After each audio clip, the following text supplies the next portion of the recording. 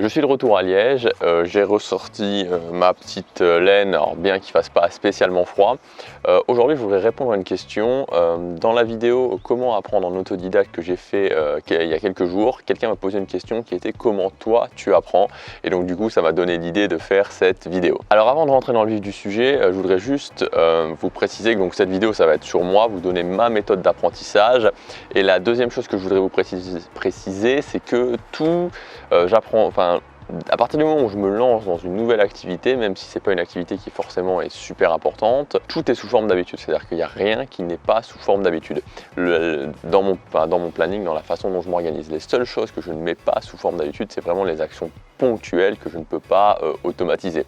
Par exemple, là je suis en train de travailler sur, avant de partir à Valence, Rome, etc., j'avais commencé à travailler sur quelques éléments graphiques pour ma chaîne YouTube. Là je vais continuer. Et donc ça c'est des actions qui sont ponctuelles et que je ne peux pas automatiser. Donc tout ce type d'action je n'automatise pas, tout le reste ça passe directement sous forme d'habitude. Quand je veux me lancer dans une nouvelle activité, je commence toujours par une première étape qu'on pourrait appeler une étape de débroussaillage. C'est-à-dire que souvent j'ai une aspiration, j'ai une envie, je me dis ah je pourrais commencer ça. Ça a été le cas par exemple quand j'ai commencé à apprendre l'allemand, ça a été le cas quand j'ai commencé à apprendre le japonais, ça a été le cas quand j'ai commencé à jouer de la guitare, à faire de la musculation. C'était des choses où non pas pour la musculation, parce que la musculation c'était directement un objectif important, mais pour les autres ça n'a pas forcément été directement des objectifs importants. Et donc au début, ok, j'ai une inspiration, je me dis je vais commencer à mettre en place une première habitude.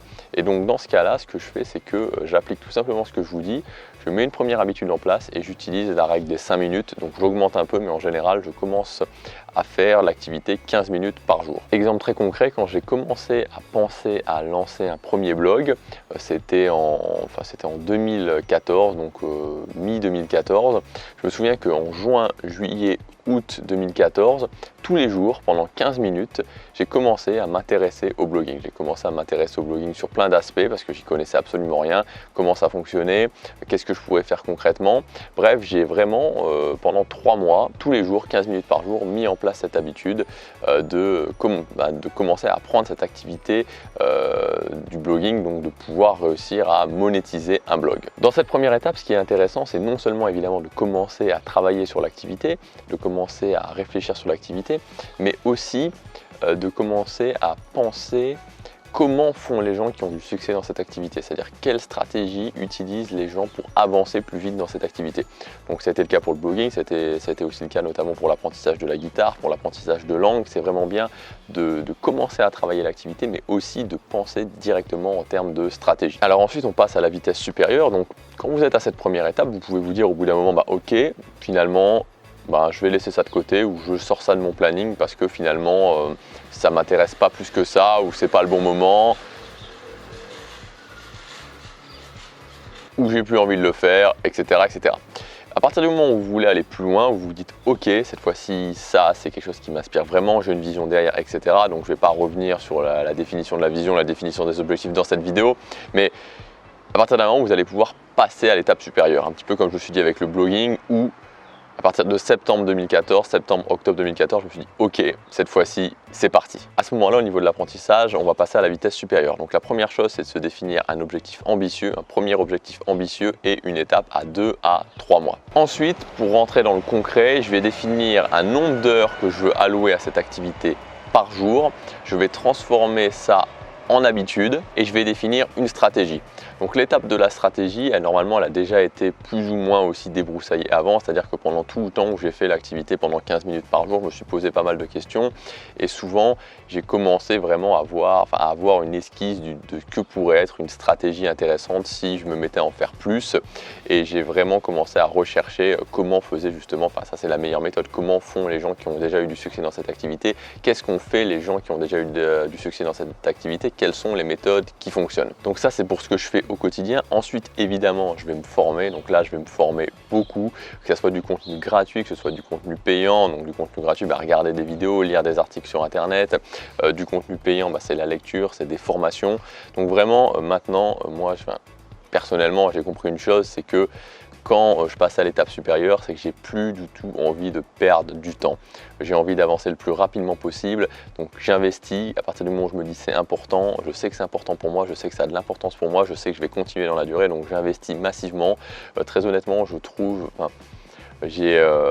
pendant un moment, je dépensais pas du tout d'argent et j'ai perdu beaucoup de temps. Maintenant, je sais, j'ai compris, j'ai validé dans ma tête et après avoir testé les deux, je peux vous dire que ça n'a rien à voir. J'ai validé dans ma tête que le temps était beaucoup plus important que l'argent. Donc j'investis vraiment massivement. Plus l'activité a de l'importance, plus j'investis. Donc je me forme énormément parce que ça me fait gagner énormément de temps. Et aussi, ce que je fais, c'est que pour chaque activité qui a vraiment de l'importance, je me fais coacher. Donc le coaching, c'est encore plus loin que les formations. Pour moi, il y a vraiment les formations d'un côté, la lecture d'un côté et le coaching de l'autre. J'en avais déjà parlé, mais le coaching, ça va plus loin. Vous avez un rapport particulier avec quelqu'un, qui vous inspire dans votre activité. Et surtout, ça vous met une certaine pression. C'est-à-dire que quand vous avez en face de vous, quand vous parlez sur Skype, parce que généralement ça se fait sur Skype, ou alors si vous êtes sur Paris, ça peut se faire en live, mais très généralement c'est sur Skype. Quand vous avez quelqu'un qui est plus haut que vous dans l'activité, qui vous inspire, pour qui vous avez du respect, parce qu'en général, si vous prenez un coach et qui vous inspire et que vous avez du respect pour lui, vous avez ce rapport particulier de lui parler, et qu'en plus, quelque part, il s'investit pour vous. Alors bien sûr, vous le payez, mais il s'investit pour vous. Vous avez envie de vous donner à 100% pour cette personne, vous avez envie de lui montrer que vous êtes capable de faire ça, et donc ça vous met une certaine pression et donc vous vous investissez encore plus. Et puis évidemment, c'est le meilleur moyen pour prendre l'expérience de quelqu'un, c'est d'avoir ce rapport en direct avec lui. Donc un objectif ambitieux, définir un nombre d'heures par jour, transformer ça en habitude, définir une stratégie, ensuite se former, lire, acheter des formations, regarder du contenu gratuit, se faire coacher si vous voulez, c'est vraiment l'étape supérieure. En tout cas, moi, encore une fois, dans cette vidéo, je vous dis ce que je fais, donc moi, c'est ce que je fais. J'investis beaucoup sur le coaching.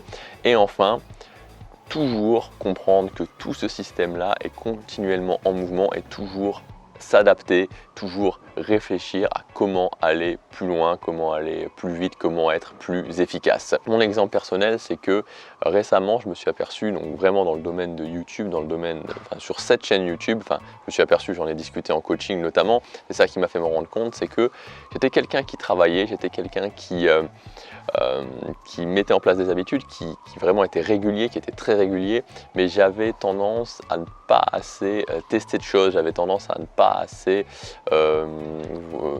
réfléchir à comment je pourrais aller plus vite. Et c'est pour ça que tout simplement j'ai adapté mon système et que là je commence à partir d'aujourd'hui tout simplement à tous les jours, j'ai mis en place cette habitude, je suis en train de mettre en place cette habitude tous les jours, au minimum 15 minutes par jour, donc c'est un minimum de 15 minutes, après ça dépend à quel point je me sens inspiré, tous les jours de réfléchir à la stratégie de cette chaîne YouTube.